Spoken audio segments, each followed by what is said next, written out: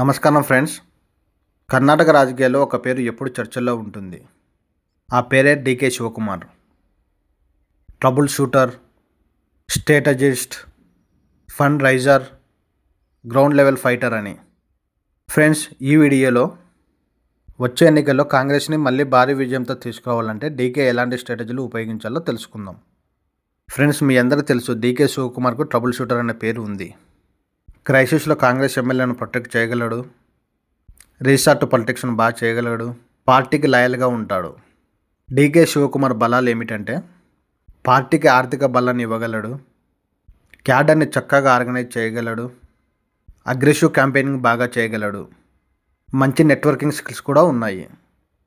Friends, DK Shivakumar బలహీనతలు ఏమిటంటే కొన్ని అవినీతి మచ్చలు ఉన్నాయి, కొన్ని కాంగ్రెస్ పార్టీలో అంతరింగిక సమస్యలు ఉన్నాయి. ఫ్రెండ్స్, కర్ణాటకలో 2 మేజర్ పార్టీలు ఉన్నాయి, అవి బీజేపీ, కాంగ్రెస్. బీజేపీ బలాలు ఏమిటంటే హిందుత్వ బేస్ ఉంది, సెంట్రల్ లీడర్షిప్ సపోర్ట్ ఉంది, సోషల్ మీడియా మిషనరీ ఉంది, అర్బన్ ఓట్ బ్యాంక్ బాగా ఉంది. బీజేపీకి ఉన్న బలహీనతలు ఏమిటంటే లోకల్ లీడర్షిప్ మధ్య సమస్యలు, కొన్ని corruption allegations, rural Karnataka dissatisfaction, price rise issues చాలా ఉన్నాయి. ఫ్రెండ్స్, డీకే శివకుమార్కు ఉన్న ఛాలెంజెస్ ఏమిటంటే కాంగ్రెస్ పార్టీలో లీడర్షిప్ కాంపిటీషన్ ఎక్కువగా ఉంది. అదే సిద్ధరామయ్య వర్సెస్ డీకే శివకుమార్. వీళ్ళిద్దరు యూనిటీగా ఉంటేనే కాంగ్రెస్ పార్టీ బలపడుతుంది. కొంతమంది సీనియర్ లీడర్ల ఈగో మేనేజ్మెంట్ కూడా బాగా చేయాలి.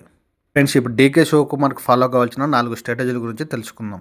స్ట్రాటజీ 1 ఏమిటంటే బూత్ లెవెల్ క్యాడర్ను డెవలప్ చేసుకోవాలి. స్ట్రాటజీ 2 ఏమిటంటే ఎక్కువ రూరల్ కర్ణాటక మీద ఫోకస్ పెట్టాలి.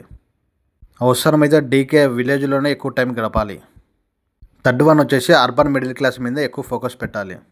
ఎక్కువగా బెంగళూరు మీద ఫోకస్ పెట్టాలి. బెంగళూరులో ఉండే ట్రాఫిక్ సొల్యూషన్స్ కానీ, ఐటీ జాబ్స్ కానీ, స్టార్టప్ ఎకో సిస్టమ్ని కానీ, మెట్రో ఎక్స్పాన్షన్స్ కానీ ఎక్కువ దృష్టి పెట్టాలి. Strategy 4 more important strategy minority plus OBC plus Dalit కోalition. 3ని ఒకే తాటిపై నడపాలి. ఫ్రెండ్స్, కర్ణాటక ప్రజలకు అందరికీ తెలుసు డీకే శివకుమార్ ఒక పొలిటికల్ మేనేజర్ అని. కానీ ఫ్యూచర్ ఓటర్స్ ఏం కోరుకుంటారంటే అతని నుండి కర్ణాటక ఒక విజన్, కర్ణాటకకు ఒక డెవలప్మెంట్, కర్ణాటకకు ఒక గుడ్ గవర్నెన్స్ ఇవ్వాలని కోరుకుంటారు. ఫ్రెండ్స్, డీకే శివకుమార్ ఫాస్ట్గా పవర్ఫుల్ పొలిటీషియన్ నుంచి విజనరీ అడ్మినిస్ట్రేటర్గా చేంజ్ అవ్వాలి.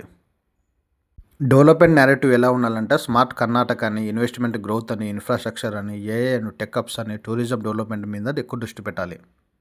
ఎక్కువగా కన్నడ ఫ్రైడ్ అనే నేరేటివ్ని బిల్డప్ చేయాలి. ఫ్రెండ్స్, వచ్చే ఎన్నికల్లో డీకే శివకుమార్ కాంగ్రెస్ను కర్ణాటకలో మళ్ళీ అధికారంలోకి తీసుకురావాలంటే కాంగ్రెస్ పార్టీని ఒకే తట్టుపై నడపాలి, డెవలప్మెంట్ నేరేటివ్ని బాగా బిల్డప్ చేయాలి, ప్లస్ బీజేపీ పార్టీ వీక్ అవ్వాలి కర్ణాటకలో. ఫ్రెండ్స్, డీకే శివకుమార్ దగ్గర మనీ పవర్ ఉంది, క్యాడర్ స్ట్రెంత్ ఉంది, పొలిటికల్ ఎక్స్పీరియన్స్ ఉంది. కానీ వచ్చే ఎన్నికల్లో గెలవాలంటే ఒక పెద్ద మార్పు అవసరము. అది ఏమిటంటే పవర్ పొలిటిక్స్ నుంచి పీపుల్ డెవలప్మెంట్ పొలిటిక్స్ వైపు మారాలి. డీకే శివకుమార్ ఒక అగ్రెసివ్ లీడర్ నుండి విజనరీ లీడర్గా మారిపోతే కాంగ్రెస్కి కర్ణాటకలో మళ్ళీ బలమైన భవిష్యత్తు ఉండొచ్చు. ఫ్రెండ్స్, మీ అభిప్రాయం ఏమిటి? డీకే శివకుమార్ ఫ్యూచర్ సీఎం అవుతారా? కాంగ్రెస్ పార్టీ వచ్చే ఎన్నికల్లో కర్ణాటకలో మళ్ళీ డామినేట్ చేస్తుందా? కామెంట్ చేయండి. వీడియో నచ్చితే లైక్ అండ్ షేర్ చేయండి. ఇలాంటి రాజకీయ విశ్లేషణల కోసం మా ఛానల్ను సబ్స్క్రైబ్ చేయండి.